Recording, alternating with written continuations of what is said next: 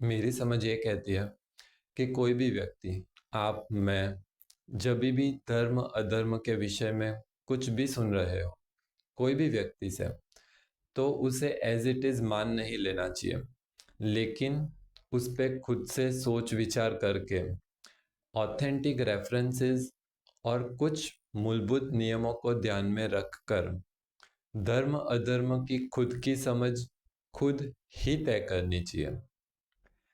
इस वीडियो में पहले हम लोग कुछ रेफरेंसेस देखेंगे, उसके बाद जो मेरी समझ है धर्म अधर्म के विषय में वो मैं बयान करूंगा।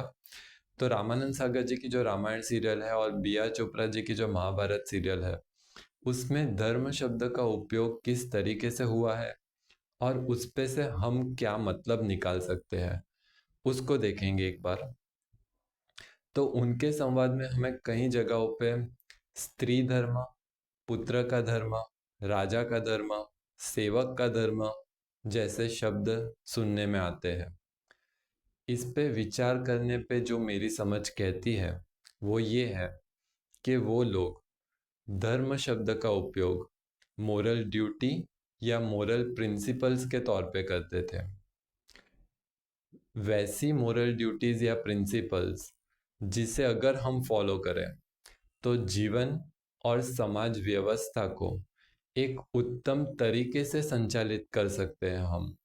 वैसे नैतिक कर्तव्यों या नैतिक सिद्धांतों को ही उस जमाने के लोग धर्म शब्द से संबोधित करते हैं, ऐसा मेरी समझ कहती है। आगे और रेफरेंसेस देखेंगे तो रामानंद सागर जी की जो रामायण सीरियल है उसके एपिसोड नंबर 3 में गुरु वशिष्ठ ये कहते हुए दिखते हैं कि किसी जीव का दुख दूर करना, उसे सुख पहुंचाना, उसे प्रेम करना, यही पुण्य है, यही धर्म है।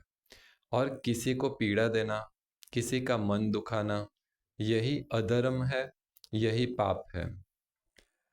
भागवत गीता में भी जिस प्रकार से धर्म शब्द का उपयोग हुआ है, उस पे सोचने से मेरी समझ तो यही कहती है कि उस समय के लोग धर्म शब्द का उपयोग मोरल ड्यूटीज़ या मोरल प्रिंसिपल्स के तौर पे ही करते थे, जिसको फॉलो करने से हम अपना जीवन और हमारी समाज व्यवस्था को एक उत्तम स्थिति में बरकरार रख सकें।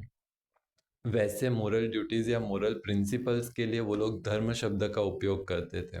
एक आध्यात्मिक संस्था की एक वीडियो में मैंने धर्म की एक सुंदर डेफिनेशन सुनी थी कि धर्म माना जीवन जीने का श्रेष्ठ तरीका।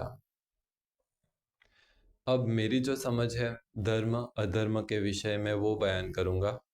तो हमारे वैसे कर्म जो दूसरों का दुख दूर कर सकें, जो दूसरों की उन्नति करें, जो हमें जीवन मुक्ति की ओर लेके जा सके, जो समस्त जीवों का और हमारे सृष्टि का हित कर सके, उसे ही मैं धर्म मानता हूँ। वैसे कर्मों को मैं धर्म मानता हूँ।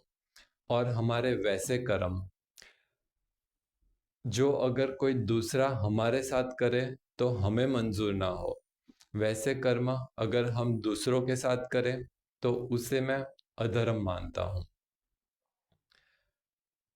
वीडियो के लास्ट में मैं गुरु वशिष्ठ ने एपिसोड नंबर 3 में दीक्षांत समारोह के समय उनके शिष्यों को जो अंतिम उपदेश दिया था उसमें से थोड़ा कुछ शेयर करना चाहूँगा। उन्होंने ये कहा था कि सच्ची विद्या वही है जो मुक्त कर दे, इसलिए मैं तुम्हें आज से मेरे सारे आदेशों से मुक्त करता हूँ।